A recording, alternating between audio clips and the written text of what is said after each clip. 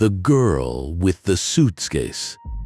Busan, South Korea, May 27, 2023, 3:02 in the morning. The city is quiet in a way that only certain cities become quiet after midnight. The loud restaurants have finally emptied. The neon signs still glow, but now they illuminate almost nobody. Even the traffic sounds distant. A taxi moves slowly through the streets, searching for one last passenger before the driver decides to end his shift. Then he sees her, standing alone under a streetlight. A young girl beside a suitcase. At first, nothing about her seems dangerous. In fact, she looks harmless. Small frame, round glasses, short black bob haircut, a school uniform. She looks like a middle school student waiting for a ride home after studying too late.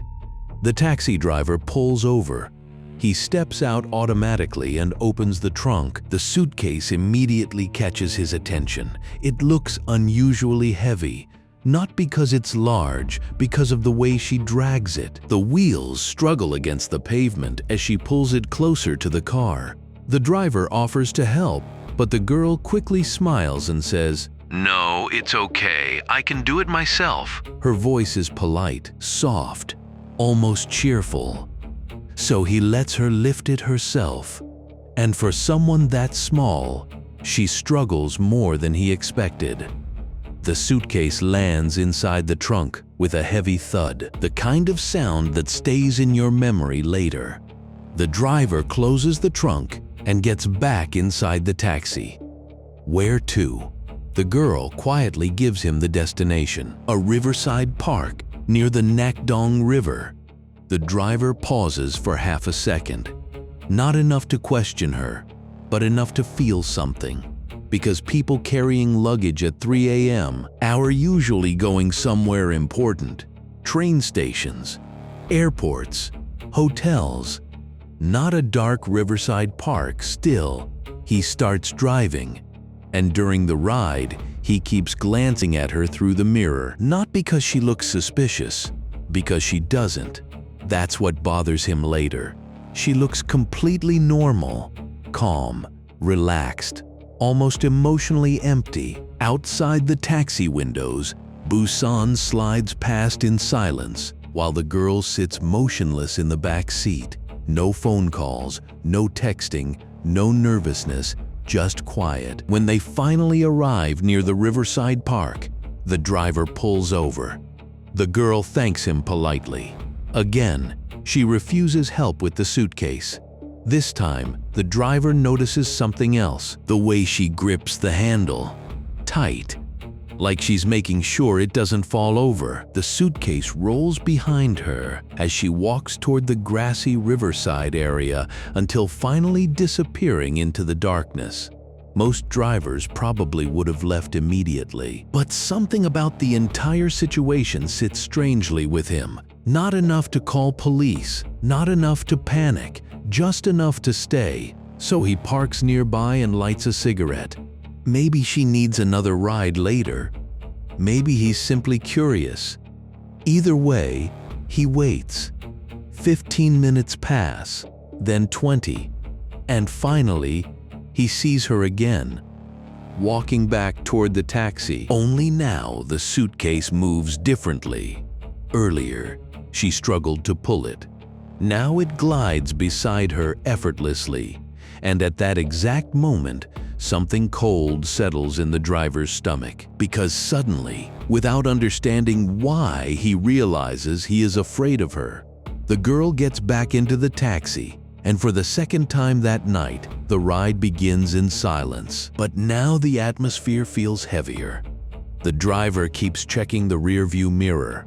The girl doesn't seem stressed, doesn't seem rushed, doesn't even seem emotional. If anything, she almost looks relieved. By the time he drops her off, he has already made his decision. He's going to call the police. Years of driving strangers around Busan had taught him something very important. Most danger announces itself loudly. But the truly frightening people sometimes look completely ordinary. And that phone call would uncover one of the most disturbing murder cases South Korea had seen in years. Because hidden inside that suitcase had been dismembered human remains. And the quiet young girl inside the taxi was not a middle school student at all. Her name was Jung Yoo-jung. She was 23 years old, and according to police, she had committed murder just hours earlier. But what horrified investigators even more than the crime itself was the reason she allegedly gave for killing, because according to Jung Yoo-jung, she simply wanted to know what murder felt like. And as investigators began digging deeper into her life, they discovered something even more unsettling. Almost nobody truly knew her at all. Long before South Korea learned her name, Jung Yoo-jung had already spent years disappearing in plain sight. Former classmates later described her using the exact same word. Invisible, not bullied, not loud, not troubled, invisible. She rarely spoke at school. If classmates greeted her in the hallway, she often ignored them completely, not aggressively. Just as if human interaction itself exhausted her. Teachers remembered her as quiet but functional. Neighbors barely remembered seeing her outside. And after graduating high school in 2018, she seemed to slowly vanish from society altogether. While her classmates moved into universities, jobs, relationships, and adulthood, Jung Yoo-jung remained mostly inside her home. According to investigators, she spent years telling her grandfather she was studying for government exams. But police later questioned whether she was truly preparing for anything at all, because during those years, her life became increasingly isolated. No social circle, no close friends, no stable career, and eventually, almost no connection to reality outside the internet. That isolation would become one of the most discussed aspects of this entire case, because investigators later discovered that Jung Yoo-jung had developed an intense obsession with true crime, murder documentaries, serial killer content, crime analysis videos, hours and hours of it. Now, obviously, millions of people consume true crime content. That alone means absolutely nothing. But according to police, her fascination appeared different. Most people watch true crime to understand danger, psychology, fear, justice. Investigators believed Jung Yoo-jung became fascinated with something else entirely. The killers themselves, how they felt, what they experienced emotionally, what murder felt like psychologically. And according to her confession, that curiosity eventually evolved into fantasy, then planning, then violence. But before investigators understood any of that, they first needed to reconstruct what happened inside the victim's apartment that night, because the victim had no idea she was opening her door to someone planning to kill her. She was simply trying to tutor a student. The victim was a university student in her 20s working as an English tutor. Like many students in South Korea, she used tutoring apps to earn money while attending school. And in South Korea, private education is taken extremely seriously. Parents spend enormous amounts of money trying to give their children academic advantages, especially in English. English tutoring isn't viewed as casual work there. Parents carefully search for tutors with strong academic backgrounds, prestigious universities, and verified credentials, which made the victim highly desirable on tutoring platforms. She was educated, professional, reliable. According to reports, Jung Yoo-jung used this system to target her. Investigators later said she allegedly pretended to be the mother of a middle school student searching for an English tutor. At first, the victim reportedly refused because the location was inconvenient. But the fake mother continued insisting. Eventually, she agreed, and on the evening of May 26th, someone knocked on her apartment door. Standing outside was what appeared to be a shy teenage schoolgirl in a school uniform. But police later revealed something chilling. The uniform had allegedly been purchased online specifically for the murder. It was part of the disguise, and hidden underneath it.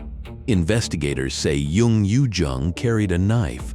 The victim invited her inside, and within minutes, the attack began. According to forensic reports, the victim was stabbed repeatedly in the neck, again and again and again. The violence shocked investigators because of how focused it appeared. This didn't look impulsive, it looked intentional. And afterward, Jung Yoo-jung didn't flee.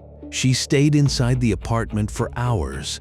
That detail would deeply disturb investigators later, because according to CCTV footage collected across Busan, she behaved with almost impossible calmness after the killing. At multiple points during the night, surveillance cameras captured her casually walking through convenience stores purchasing garbage bags, bleach, cleaning supplies, and other items investigators believe were used to clean the scene. She didn't appear panicked, didn't appear rushed. At times, she almost appeared relaxed. That footage would later spread rapidly online across South Korea, and public reaction was immediate.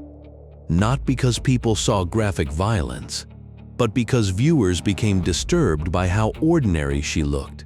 The contrast was horrifying. A young woman casually walking through brightly lit stores while allegedly transporting body parts inside luggage. Investigators believe she spent most of the night cleaning the apartment and dismembering the victim's body before eventually placing remains into a suitcase. And then just before sunrise, she called the taxi. The same taxi driver whose instincts would ultimately expose everything. When police searched the Riverside Park after his report, they quickly discovered human remains scattered across the grassy area near the river. Nearby investigators also located bloody clothing and identification connected to the victim, and within hours, police traced everything back to Jung Yoo-jung. 5 hours later, she was arrested, but even after her arrest, the lies continued. At first, according to investigators, she claimed the remains belonged to a baby she had secretly delivered herself. Police quickly disproved that story. Then she changed her explanation again, this time claiming she had only helped dispose of the body for someone else. Again, investigators didn't believe her. Eventually, she claimed she killed the victim after an argument. But even that explanation collapsed under investigation because the victim and Jung Yoo-jung barely knew each other at all. And that became one of the most terrifying parts of the case. This appeared to be random, cold, almost experimental. Eventually, according to police, Jung Yoo-jung confessed. And during questioning, she allegedly told investigators something that shocked the country. She said she committed the murder because she wanted to experience killing someone herself. Not revenge, not money, not hatred. Curiosity. That explanation horrified both the public and criminal psychologists. Because if true, it meant the victim was selected almost like part of an experiment, a complete stranger targeted simply because she was accessible. And investigators later discovered evidence suggesting the crime may have been planned for months. Police reportedly found searches related to hiding bodies, forensic evidence, and murder investigations. They also discovered that Jung Yoo-jung had contacted multiple tutors before the killing, which raised an even darker question. What if she had succeeded without getting caught?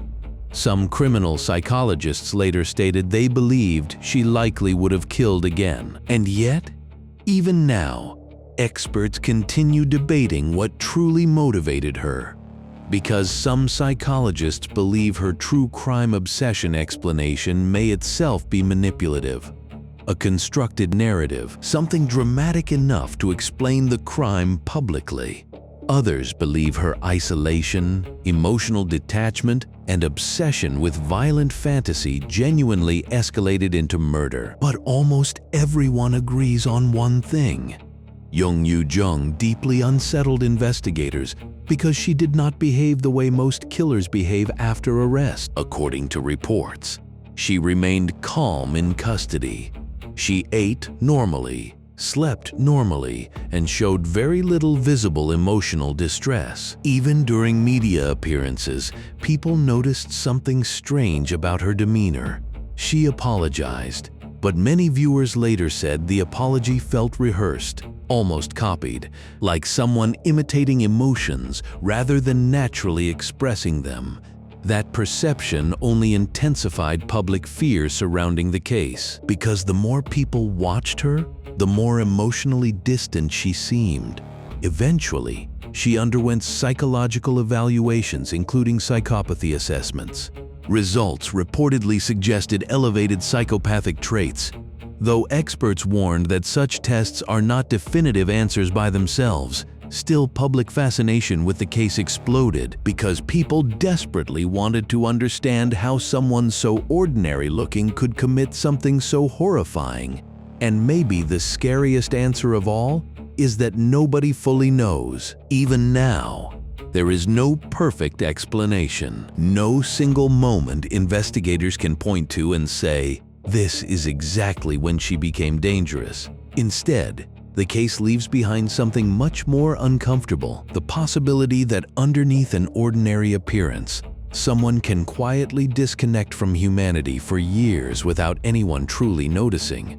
The taxi driver noticed something was wrong that night, not because he saw blood, not because he witnessed violence, but because instinct told him something about the girl felt unnatural. And had he ignored that instinct, the truth might never have been discovered so quickly. Because by the time police arrested Jung Yoo-jung, investigators believe she had already spent months fantasizing about murder. And according to some experts, she may only have been getting started. That is what makes this case linger in people's minds long after hearing it.